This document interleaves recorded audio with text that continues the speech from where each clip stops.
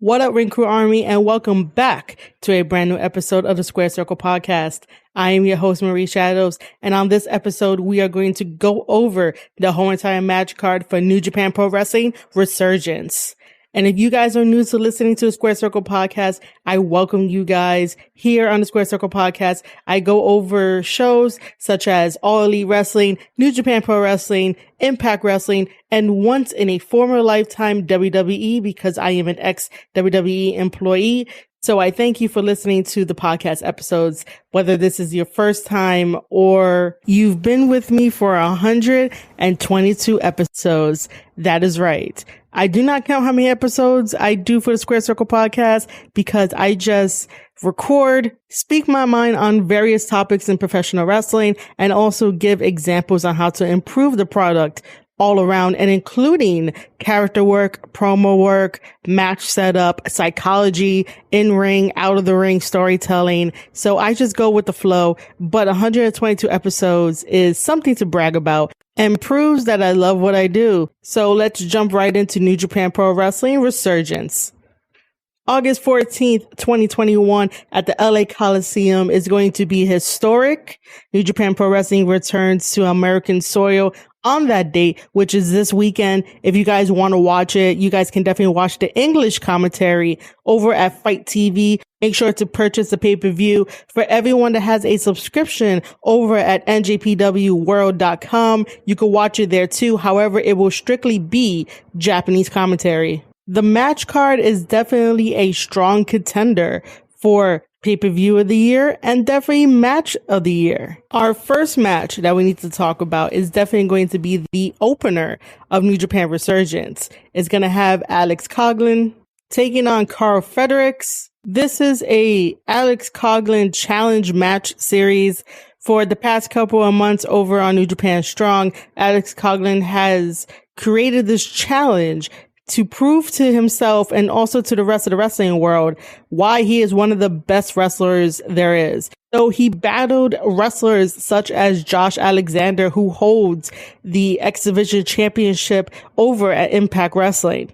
And he also defeated PJ Black as well. So obviously Alex is looking for a next challenger, and Carl Fredericks stepped up.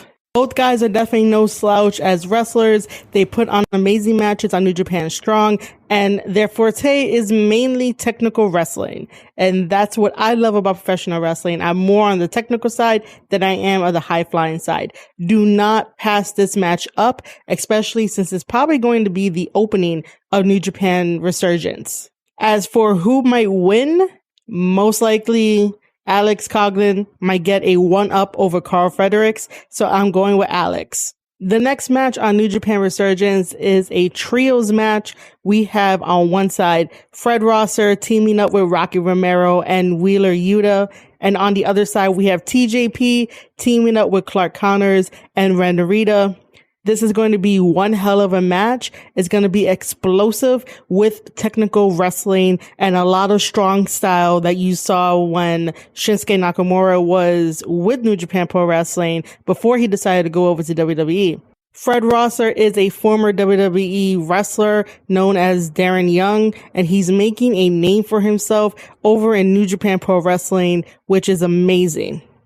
He had an amazing no DQ match with Bullet Club's own young gun Hikuleo, which you guys should definitely check that out if you have a subscription to NewJapanWorld.com. Wheeler Yuta is on a rise, a quick rise. You guys saw him recently on AEW Dark and AEW Dynamite teaming up with Best Friends. And he's also making a name for himself on the indie circuit, going an hour long, getting slammed on thumbtacks, and just being an all-round great wrestler. WWE did pass up on a gem like Wheeler Yuta, and he's only 24. The sky's the limit for him. And then we have the OG Rocky Romero traveling on the indies, traveling all around the world, made a name for himself in Ring of Honor, and created Roppongi 3K Show and Yell of New Japan Pro Wrestling. And he has been doing a wonderful job ever since being a part of the New Japan family. So his veteran experience will help his team maybe get to victory. Oh, and a side note, Rocky Romero does not like Jay White.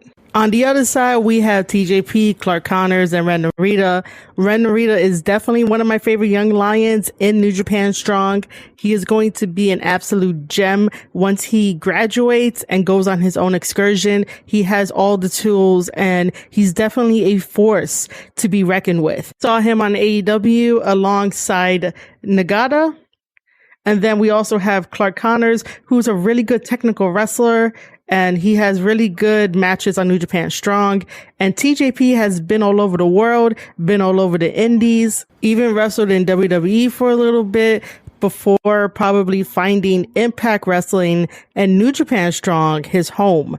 And his expertise and veteran-like skills can definitely help and teach Clark Connors and Ren Narita a couple of things too in this match. So that's the breakdown on all these guys' careers and what they bring to this match. So do not sleep on this match. As for me, for the prediction, it's definitely going to have to go towards Rocky Romero, Fred Rosser, Rocky Romero, and Wheeler Yuta. I'm also going to say that all of these guys are going to make their moves count. There's not going to be that much of a big rest time when these guys get into the square circle. It's going to be amazing and wonderful. Our next match for New Japan Resurgence is a 5-on-5 match. So basically team versus team. We have on one side Lilo Rush, Brody King, Chris Dickinson, Fred Ye, Yuya Uemura, who is now on excursion because he just graduated the Young Lion program, which I'm very happy that he graduated and he's on his excursion. I just wasn't thinking he was going to be at Resurgence. Was thinking he was probably going to be granted to go over to the UK and have some matches. However, his stablemate, Suji, who also graduated as a Young Lion, is over in the UK and taking some Rev Pro bookings, which is pretty cool. They both get to be on excursion. I would have really loved to see Suji in Resurgence having a singles match. I would have loved that, but things just work out differently. And the team that they're going to be facing against is Tom Lawler, JR Kratos, Jarrell Nelson, Royce Isaacs, and Danny Limelight. Danny Limelight is the recurring name in every single wrestling promotion there is. He's on New Japan Strong. He was on MLW. He was on AEW Dark and AEW Dynamite, and then the Indies, and then everywhere else you want to hear his name. This is a top contender match with household names, and Yuya is definitely going to be solidified as a household name after this match going against these top guys. Brody King has an amazing strength and presence about him when he's on New Japan Strong. So does Chris Dickinson. He had an amazing match with Ren Narita, and I really enjoy that. Fred Ye is also really good in the ring. And not to bring anybody hopes down, but I am not a Leo Rush fan. Just saying. I'm just not a fan. Tom Lawler has been very great as well in his matches. JR Kratos is definitely one to look out for, and him against Brody King will definitely make everybody impress with their work ethic. Royce Isaacs is a very good wrestler as well, and Joel Nelson has definitely been putting in the work on New Japan Strong and anywhere else that he goes. So this match is definitely going to be explosive, hard-hitting, and a lot of power moves. Yuya is the only different factor in this match because he just came off of graduation, and he's definitely going to bring that never say die and hard-hitting attitude that Yuya always displayed on the New Japan tours. It really looked like Yuya was getting frustrated of being in the same position that he was when he was a young lion during those tours. And now he gets to unleash everything that he was taught and make it his own. And I'm really pulling for the team of Leo Rush, Brody King, Chris Dickinson, Fred Ye, and Yuya to pick up the victory in this 5-on-5 team match. And that's only because I wish and I hope that Yuya gets the victory in this match to jumpstart his excursion. Our next match for New Japan Resurgence is a special singles match. I was never expecting that I would ever see a graphic of Ishii taking on Moose. New Japan Pro Wrestling taking on an Impact Wrestling superstar. And this was a very interesting matchup to look at, and I am excited for it. There's no build to it. There's nothing to it. I just know that Ishii is one hell of a wrestler. Ishii is that stone pit bull as they bill him as, and he definitely has a hard head. He definitely can go in the ring, and he's a special athlete. Moose has been really great on Impact Wrestling. He has definitely evolved over the years, and he's definitely a top contender and someone that could definitely take on Ishii and Ishii's style. The interesting thing about this is that Moose has said that they meet again and it won't be like the last meeting that they had. Apparently, they met back in 2016 when Moose was young over in Ring of Honor. So this means that back in 2016 when they had the partnership with Ring of Honor, they met. I've never saw that first match. I'm going to have to try to find that match and watch it and then watch this one. But we are definitely going to be in for a treat between Ishii versus Moose. Now, pay attention when you watch this match because Ishii does amazing storytelling with just his eyes and his facial expression. His actions in the ring are going to tell a bigger part of the story, but if you really want to go down to the details, pay attention to his face, pay attention to his eyes. This is how he communicates with wrestlers to get the most out of them whenever he's in the ring, whenever he's doing in-ring storytelling ability. He has been doing this since the beginning of his career, and he has only improved so much with it. And this is why I'm a fan of Ishii, because his storytelling is top notch. He does not need the microphone to tell people what he's going to do in the next 30 minutes. He does not need the microphone to tell people his plan of attack. It's all through his eyes. It's all through his facial expression. It's all through his movements. So we're going to get a special treat in this match. It's definitely a special singles match. So do not sleep on this. Do not pass this one by.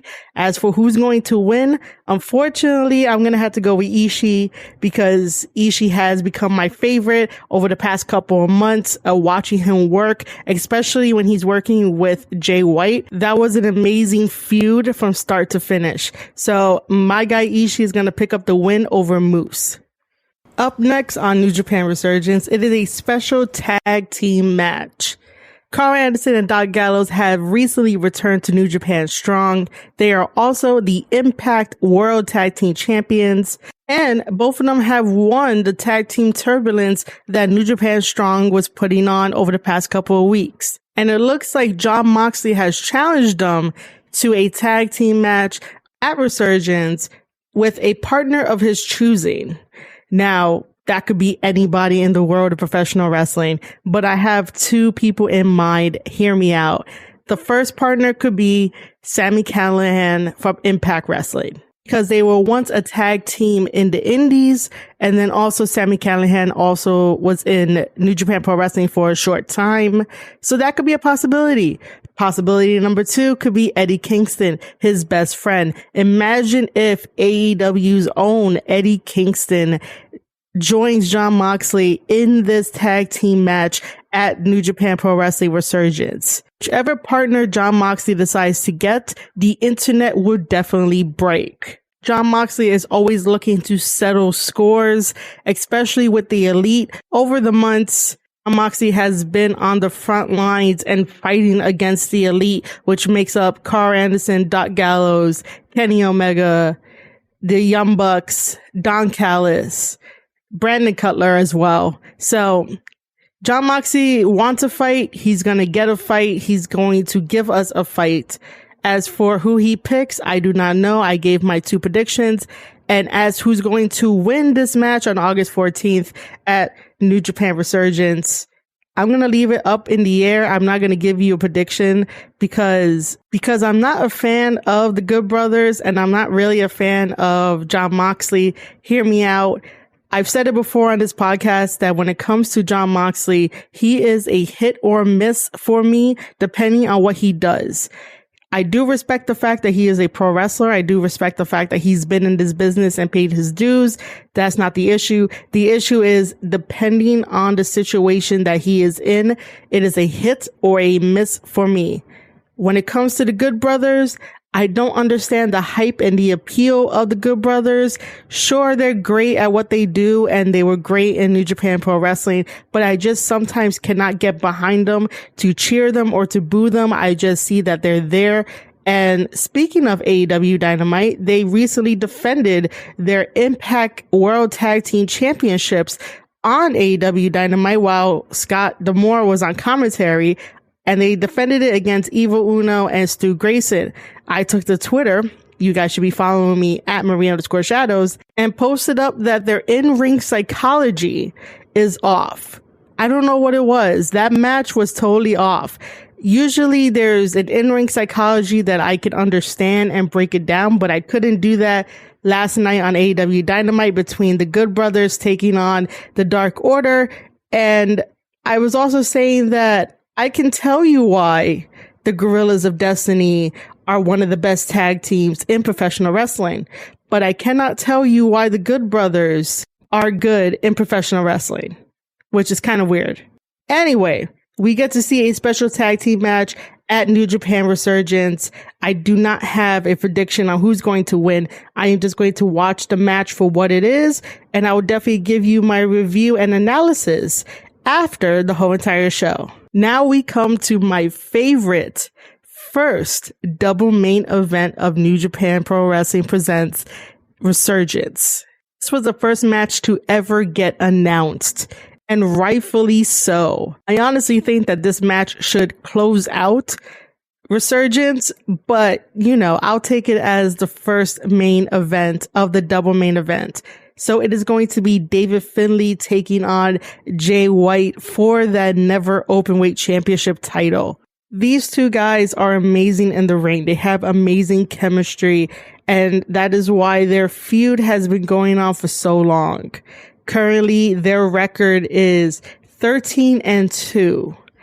David Finlay managed to get the upset victory over Jay White during the New Japan Cup back in March. And so that's how we got 13-2 rather than 14-2 at that time. I do have to agree with David Finlay, which I read his interview. You guys could go read it on NJPW1972.com. And he said that Jay White was overconfident. And yeah, as much as I love Jay White, the overconfidence definitely got to me too. And I thought it was going to be a clean sweep. But this match for Resurgence is for the Never Openweight Championship title. So things are going to be different. There's a lot more at stake here. I am definitely pulling for Switchblade Jay White to retain the Never Openweight Championship title. And there's nothing against David Finlay. It's just that Jay White hasn't really made the division his own image as he said he would. And there's a lot more opponents he wants to face. Like right after he beats David Finlay, he's obviously going to maybe have Rocky Romero challenge him, or even Taguchi. Taguchi was first in line before David Finlay actually accepted the challenge. So, there's a lot of factors thrown in there. This match is definitely going to be match of the year contender, and these guys are definitely going to be breakout stars of the year. I'm just throwing out names out there, but I do know that it will get a match of the year from me, because both of these guys are amazing storytellers. Both of these guys are amazing with their chemistry, and there's only a handful of wrestlers that could get me this excited and giddy to talk about their match and to break it down. If you guys do not know, I did a character spotlight on Switchblade Jay White that goes from his Young Lion days all the way to how he became King Switch and the psychology behind Switchblade itself. So if you guys want to check that out, it's in the backlogs of the Square Circle podcast. It'll be amazing if you guys check that out and let me know your thoughts. So like I said, this match is going to be amazing. Do not skip this match.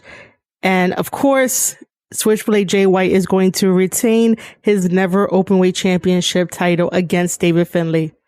Our main event for New Japan Pro Wrestling Resurgence had a smile on my face. I would never think this would ever happen. And I would never think I would see the ace, Hiroshi Tanahashi, on my TV screen during AEW Dynamite to give his announcement that he's coming after the newly crowned IWGP United States Heavyweight Champion, Lance Archer.